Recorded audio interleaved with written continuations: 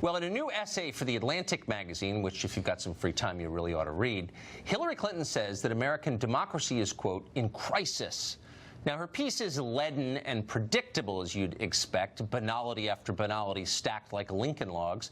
But it's also Orwellian in that its basic claims are the very opposite of the truth. Because, of course, Trump is not evidence our democracy is dying. He is the product of self-government, like it or not. Almost nobody in power in this country on either side wanted him to become president. They outspent him 2-1. They attacked his voters as immoral. They got the intel agencies to spy on his campaign. And he won anyway because lots of people voted for him. That is the textbook definition of democracy. He won the Electoral College. But it's not the left's definition of democracy. Hillary Clinton didn't like the outcome of the election, so now she demands that we change the Constitution and write new rules that would ensure more Democrats would win. Out with the Electoral College, in with California and New York choosing the president, along, of course, with the tiny group of left-wing billionaire tech oligarchs who control our access to all news and information. That's the Hillary version of democracy. Fewer people making decisions. Other leading Democrats seem to agree with this all of a sudden. They believe the lesson of the last election is that voters have too much power. Voters are disgusting. Watch as former Attorney General Eric Holder, who's now running for president, suggests that Trump supporters are apologists for slavery or something. Watch. This Make America Great mindset is not only flawed, it's rooted in fear. And it favors an imagined past over a realistic future. What time period do they want to wind the clock back to? What century? What decade? What year? Certainly, it was not when people were enslaved. Certainly, it was not when segregation was the law of the land. Wow, that's what extremism looks like. Well, here's old Joe Biden, who, by the way, was a populist from Pennsylvania at one point, telling his audience that Trump supporters are human garbage. Watch this. These forces of intolerance remain determined to undermine and roll back the progress you all have made. This time, they, not you, have an ally in the White House. This time, they have an ally. They're a small percentage of the American people, virulent people. Some of them the dregs of society. Misusing the word virulent, of course. Vote for us or you're the dregs of society, says old Joe Biden. Richard Goodstein is an attorney. He advised Bill and Hillary's campaigns. He joins us tonight. Is that a winning message? You're the dregs of society if you don't agree with me? I think we kind of learned that lesson in 16, talking about a certain class of people that didn't like being called names. The fact of the matter is, he said this is a small percentage. He's referring presumably to the people at Charlottesville, who Donald Trump called fine people, right? He said, you just watched the tape. He said, I did. He said they have an ally. They want to roll the clock back. They have an ally in the White House, people who like Trump. They're the dregs of society. And by the way, should he be calling anybody, any American, the dregs? I mean, first of all, what are you, some sort of like snobbish patrician or something? This is like Joe from Scranton. He's saying you're the dregs of society. Well, I'm not letting you in the club. Like, who is this guy? Yeah, so that's not what he said. He said, again, it was a tiny percentage.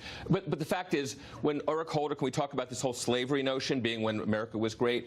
The only candidate who I recall being asked the question, when was America great, was Roy Moore. And he's the one who said it was when slavery was in effect, because families had unity. No, look, well, I'm just saying. Roy Moore, first of all, lost as a Donald Republican. Trump supported him. He lost as a Republican in Alabama. Exactly. Okay, so I wouldn't say that he is. I don't even know what he said. I could care less. Well, I'm just saying. Do you really want to suggest that your fellow Americans are for slavery? Nobody's for slavery. I mean, slavery was maintained by Democrats anyway, but let's just be real. Like, that's a horrible thing to say about anybody. No, why would you say that? He's talking about this notion of making America great. Look, America's been great, and it's always going to get greater, but are we more great now than when women couldn't vote? Are we more great now than when blacks couldn't participate equally? Nobody's saying that. Yes, no, it's exactly. Really? So is somebody trying to return us to slavery? I mean, like, that's how extremists talk. Well, nobody is calling for return to slavery. Nobody is calling for ending universal suffrage. Like, these are not issues that are being debated because nobody supports them, so don't pretend that they do. Well, so if you ask Donald Trump, do you think he could give you a straight answer to the question, when was America great? Right? What do you think his answer would be? He will point to a decade when blacks, Jews, women didn't have the rights they have now. But nobody is contesting those rights or doing anything but celebrate those rights. You can make the case, and I've made it, that the country was best when the middle class was the largest and the most prosperous and the most secure. It's an economic argument. But demagogues, dumb people like Eric Holder are always like, oh, you want slavery. You scare the hell out of people when you talk like that. It's totally false. And it's totally irresponsible. Why do that? Yeah. I think what Holder's saying is that Trump needs an other, which in this case was this mythical decade when America was great, and he's going to restore that. The problem is he's going to restore it at the expense, one thinks, of the rights that have been earned in the decades since then. He makes it a racial thing, like, oh, it's about, they want to return to slavery. I mean, you really should be ashamed to say something like that. But whatever, I made my point. Yeah. Let me ask you about this question, which I think is an interesting one, about democracy. You always hear embittered Democrats say, our democracy's in peril. The facts of the last election are Trump was outspent 2-1. Almost every rich person in America voted against Trump. They disliked Trump. Almost everyone in power disliked Trump. Maybe the energy sector liked him, but nobody else did. And he won anyway because voters liked him. That is democracy, is it not?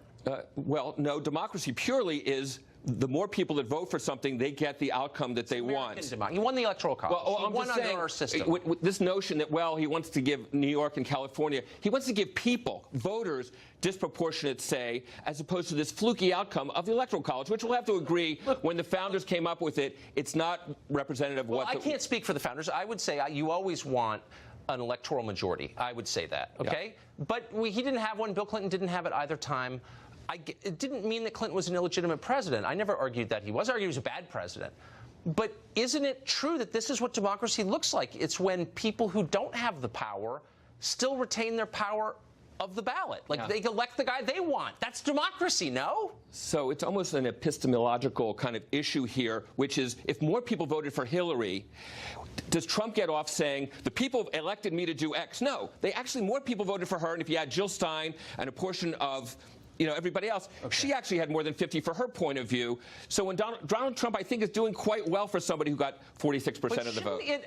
Don't you think it's actually a threat to our system itself, 2 years in, to call into question publicly every single day for 2 years the legitimacy of the outcome? Like, nobody actually contests that under our system Trump won, and yet Democrats have never stopped pretending that he didn't really win. Yeah, I think it's not. I think it sticks in their craw about Russia and Comey and voter suppression, all those things. But nobody honestly says he didn't win. He got more votes in the states that he needed to get to win the Electoral College. Democrats really aren't contesting that. The groups that were supposedly suppressed voted at a higher frequency than the groups that were not suppressed. So, like, that's not true. Well, no, it's true in the sense that more would have voted. I mean, we voted in a higher proportion than the groups who weren't suppressed, supposedly suppressed.